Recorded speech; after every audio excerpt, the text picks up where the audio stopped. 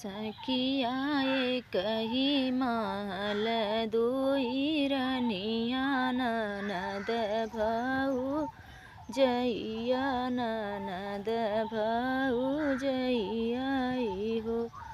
सखिया कही महल दुई रनिया ननद भऊ जइया ननद भऊ जइया हो। सखिया भौजी के भाई होरी लवा ननद रानी बाजिनी ननद रानी बाजिनी हो। सखिया भौजी के भाई होरी लवा ननद रानी बाजिनी ननद रानी बाजिनी हो। सखिया हाथ जोड़ी करती भी आरजिया ननदी हाथी जोड़ी कर भौजी से आरज कराई भौजी से आरज कराई हो। भौजी कमन कमन तप कैलू तो हम के बताऊ तो हम के बताऊ हो। भौजी कमन कमन तप कैलू हो रील तू ही पवलू हो रील तू पहली हो। ननदी 16 सोमवार के बरतिया त शिव के मानवले शिव के मानवले नी हो। ननदी 16 सोमवार के बरतिया त शिव के मानाए त शिव के मान आईनी हो। ननदी गंगा जमुना डुबकी लाए सरजू मनाए हो रील तब पायनी हो।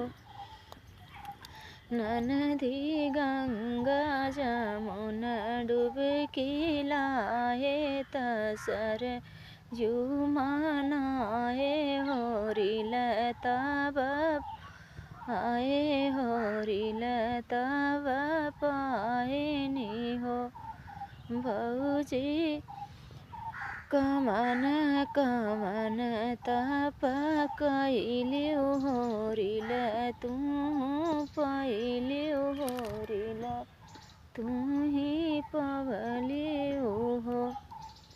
ननदी बिपई व्रत रखले ता विष्णु के मानवले ता विष्णु के मानवले नी हो।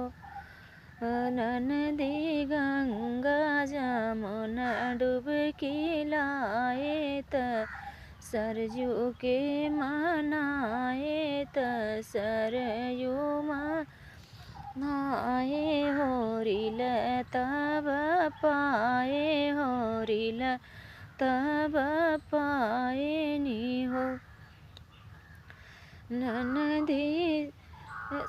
ननदी 16 शुक्र हम भूखले हो रील ननदी 16 शुक्र हम ननदी 16 शुक्र के बरतिया संतोषी के मनाए देवी के मन आईनी हो।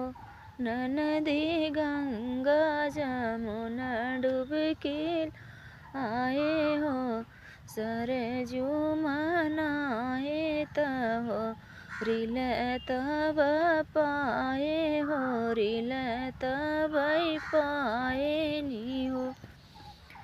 बहिनी एक महल दुई रनिया ननद भऊ जइया ननद भौजैया हो। बहिनी भौजी के भाई है होरी लवा ननद रानी बाजिनी ननद रानी बाजिनी हो। भौजी कमन कमन तप कैल्यु होरिल तू पायु होरिल तू आयु हो। ननदी चंदा सूरज हम मनाए तसा ननदी चंदा सूरज हम मनाए गंगा जमुना डुबकी लाए हो। ननदी सरजू के हम ही मनाए लालन तबई पायनी हो। ननदी सास ससुर पैया आगे होरिल तबई पाए होरिल तबई पायनी हो। ननदी सास ससुर पैया आगे होरिल तबई पाए होरिल तबई पायनी हो।